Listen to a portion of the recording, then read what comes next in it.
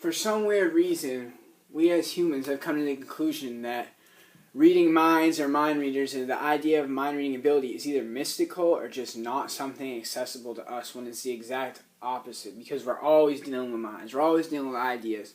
So you have insight into the mind, you have knowledge into another person's mind, interacting with them.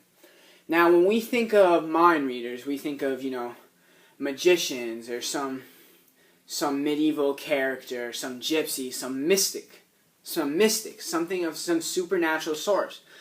But what we first need to realize is the reason that in a lot of stories, archetypes, and within history, mind readers have served that role is because they're more in tune with the world's energy. And that's going to play into what I'm talking about here soon. It's all about being attuned and aware, because when we think of wizards as mind readers, we honestly should think of psychologists as mind readers, because that's what you're dealing with, is the mind, right? Best understanding of the mind, you're going to best be able to recognize patterns and thoughts that are communicated to you, and therefore understand what the mind truly has, the true depth of it. Now, like with anything, there's yin and yang, there's balance. Mind reading could be exploited. Obviously, we think of mind reading sometimes and we think of it almost as a tool of manipulation, which obviously that could exist. We know how important conditioning is, and we know how if we understood somebody's mind, we could potentially change the whole social aspect of what's going on and risk and reward. However, what we should be looking at mind reading for is the fact that if we could truly read somebody's mind, there'd be a lot less misunderstandings in the world. There'd be a lot more communication. There'd be a lot more knowledge for everybody. The knowledge of somebody else's mind transparently being brought to another person in the easiest form, like as accessible and as well read as a mind can get, sure. That could be used for empathy, it could be used for all good, just as much as it could be used for manipulation. It could heighten our social playing field.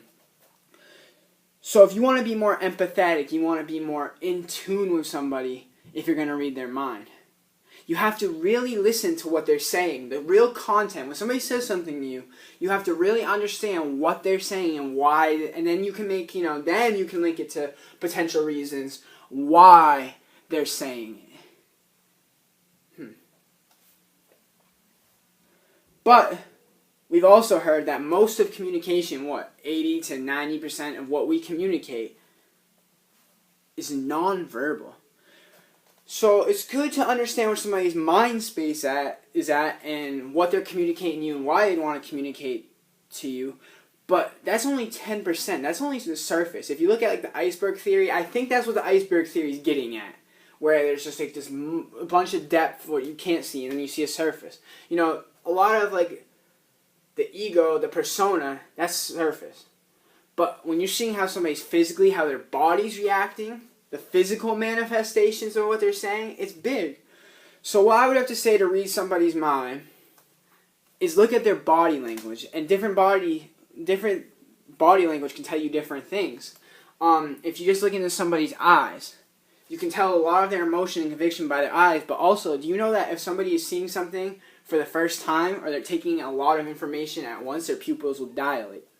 Therefore, if somebody's pupils dilate when they're looking at you, you interest them.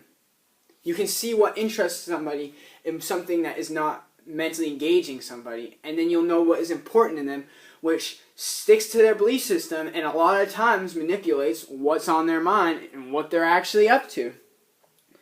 So also look at the mouth. You can look at all kinds of different things with the mouth, such as the voice when it comes out. There's different tones.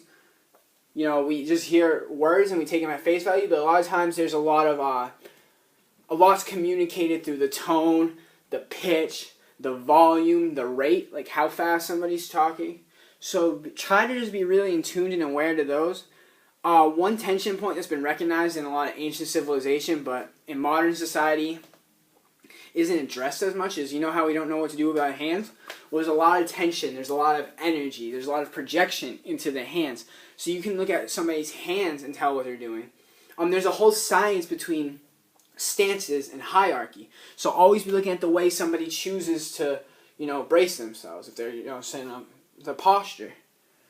also the steps that they're choosing to take, like the physical places that they choose to go. This also brings me into the more philosophical part of reading somebody's mind, but here's a good connection into that. Look at what's around them. Because humans can only manifest what their will give them and what they can first imagine.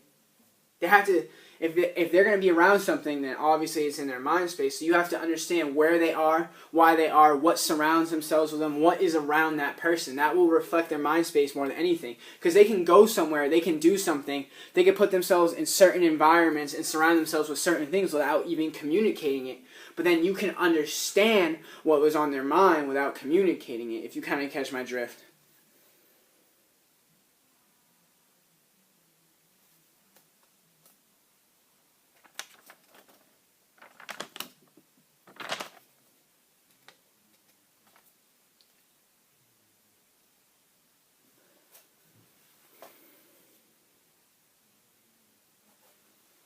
So, the best way to accept diversity is to get out there, get connected, understand people better. A lot of the hate in the world is because people don't understand each other. So I'm going to challenge you to go out there, and if something's very prevalent, if another person's prevalent in front of you, if there's a lot of social power going on, try to read their mind, try to understand where they're coming from, and it'll be a very powerful experience. It can be a very rewarding experience for the whole world when you decide to understand somebody else better. I want you to go try it. Much love.